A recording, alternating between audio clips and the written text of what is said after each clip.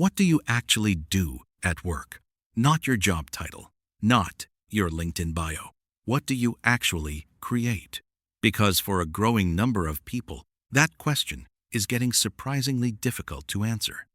A lot of modern jobs don't feel fake because they don't exist. They feel fake because the work itself has become strangely disconnected from reality. Millions of people wake up every morning, open a laptop, answer Slack messages, sit through Zoom meetings, update dashboards, move numbers between spreadsheets, circle back on conversations that didn't need to happen in the first place, and then log off, feeling mentally exhausted despite struggling to explain what they actually accomplished. And the weirdest part is, and almost everybody seems to quietly agree this is happening. We are supposedly living in the most productive and technologically advanced period in human history. Yet, modern work feels increasingly abstract, repetitive, performative, and emotionally hollow. Which raises an uncomfortable question.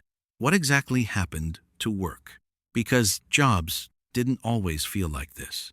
For most of human history, work was tangible. If you were a farmer, you grew food. If you were a builder, you built homes. If you were a blacksmith, you made tools. Even difficult labor had a visible connection between effort and outcome. You could physically see your contribution to the world around you. Modern work is different. Today, nearly 80% of jobs exist in the service economy, and many of them revolve around information, management, optimization, communication, or digital systems. Now, obviously, some of these jobs are extremely important. Engineers, doctors, programmers, researchers, designers, modern civilization genuinely depends on highly skilled knowledge workers. But somewhere along the way, we also created an enormous layer of work that feels increasingly detached from anything tangible. Entire industries now seem to operate primarily to manage, supervise, market, optimize, analyze, review, coordinate, report on, or justify the existence of other industries doing the exact same thing. And that's before we even mention corporate language. Modern offices are filled with people leveraging synergies to optimize cross-functional alignment while driving stakeholder engagement through strategic frameworks, which is a very impressive way of saying absolutely nothing. Now, to be fair, every generation thinks the world is becoming softer, stranger, or more disconnected. But there does seem to be something uniquely psychological about modern digital work. Because human beings are actually wired to enjoy visible progress. You clean a room, and it feels satisfying because you can see the result. You cook a meal, build a table, fix a car, paint a wall. Your brain receives clear evidence that your effort mattered. But many modern jobs never really end. There is always another notification, another meeting, another email marked urgent, another quarterly review about improving productivity metrics that nobody fully understands. Work has become less about completing something meaningful and more about maintaining systems. And technology accelerated this dramatically. The internet was supposed to make work easier, but for many people, it simply made work infinite.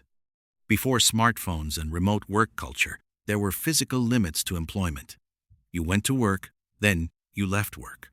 Now, work follows people home. Your boss lives in your pocket.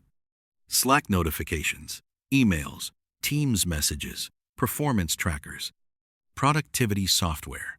Modern workers are connected to their jobs with the intensity of emergency room surgeons while doing tasks that often feel spiritually equivalent to updating a PowerPoint template. And ironically, the more digital work becomes, the less human it often feels. A factory worker in 1920 might have physically suffered more than the average office worker today, but at least they usually understood what they were producing. Many modern workers feel like they are producing motion, not value, not craftsmanship, not ownership, just motion. And this feeling is becoming even stronger because of artificial intelligence. AI is forcing millions of people to confront something deeply uncomfortable. A shocking amount of modern work is repetitive. Not physically repetitive, cognitively repetitive. Writing reports, summarizing meetings, answering emails, analyzing trends, organizing information. The kinds of tasks that looked highly specialized 5 years ago suddenly seem dangerously automatable. And when workers see software generating presentations, writing code, answering customer service requests, or creating marketing campaigns in seconds, many start asking themselves a brutal question. If a machine can do this that easily, what exactly was I contributing? Now, realistically, AI is probably not going to replace all jobs overnight.